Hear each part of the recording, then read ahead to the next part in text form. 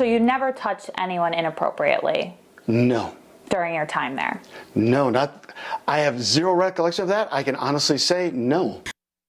We first brought you the story of Wayne Arum back in March. He denies all the allegations that he engaged in any inappropriate sexual contact with teenage girls at the Circle C Ranch. Well, tonight, more survivors of the alleged abuse are stepping forward to share their stories with 7 Eyewitness News reporter Hannah Buehler.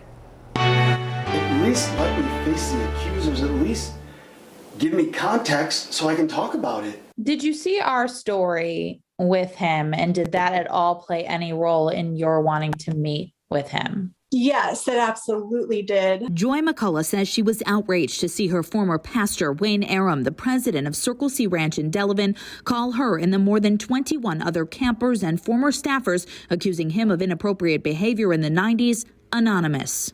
While I'm in the middle of behind the scenes emailing with him, and I saw him on your story saying that they don't know who these people are, that everyone's anonymous, no one's willing to bring the story to them. I was literally pushing and fighting in emails to bring the story to him, and they were making it extremely difficult to have a meeting. Let me be clear.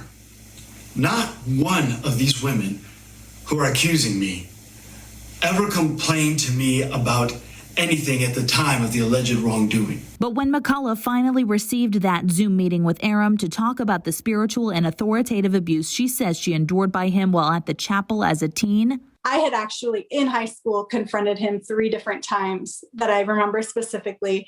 And so I reminded him of that. McCullough says her first inappropriate encounters with her then chapel pastor was when she was 15, watching a movie at church. Arum sitting behind her and her friend holding their hands. He held me, kind of pulled me into him, was kissing my forehead and was telling me, I don't remember exactly the words that he used. I just kind of remember like this lingering feeling with him of wondering if he was going to go further. They conditioned you to think it was okay, and that it was like a fatherly figure. It was the winter of 2007 when then 16-year-old Amy Liskevich says she was cornered by Arum while working the Lasertron station at snow camp. He put his hand up on the wall behind me and then put his forehead to mine.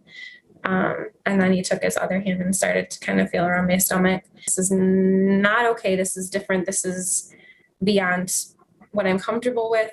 There's so much that goes into this that is just bigger than but did he touch you in this way? We're gonna go through and find out who brought way too much junk and useless stuff from home for this weekend. I thought this was gonna be much softer than it is. I thought it was gonna be plush. Well, that's pretty rough. It's a little harsh. Elle Campbell says she vividly remembers videos like these being played at camp as Arum, the Circle C camp director, rummages through campers' belongings during what she says was anything but a funny prank. A really huge head. I remember every night they would play these videos, and I would just think oh my gosh, I really hope my stuff is not being touched. Campbell says she remembers a time when she was 20, running into her former camp director at the chapel where she was then working.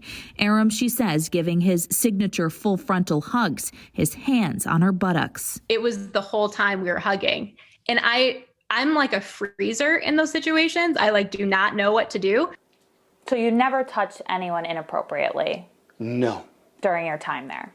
No, I have zero recollection of that. I can honestly say no. I mean, kids would come up, they'd give me a hug, we'd do the side hug, maybe the 3-pat thing, and that was it. Arum has repeatedly denied all allegations against him. I have no idea where they're coming up with this. Back massages, touching buttocks, lower back, sides of breasts, physically restraining a girl from leaving his presence while alone in a room after dark? Never. And has posted lengthy videos to the Circle C Camp website with letters of support he and his family has received. So I've been praying every day that this day would not come. But it has become painfully clear that we have been left with no other options. Arum is taking the chapel at Cross Point to court, filing a $2.5 million lawsuit in damages, including emotional injury. The lawsuit claims Arum is suing the chapel for intentional, false, and defamatory statements made about him and his camp. The chapel at Cross Point declined to comment. Many of these women tell me coming forward now has been part of decades-long healing. always wondered if I should come forward. I always had this concern for other victims, like other potential victims. Hannah Bueller, 7 Eyewitness News.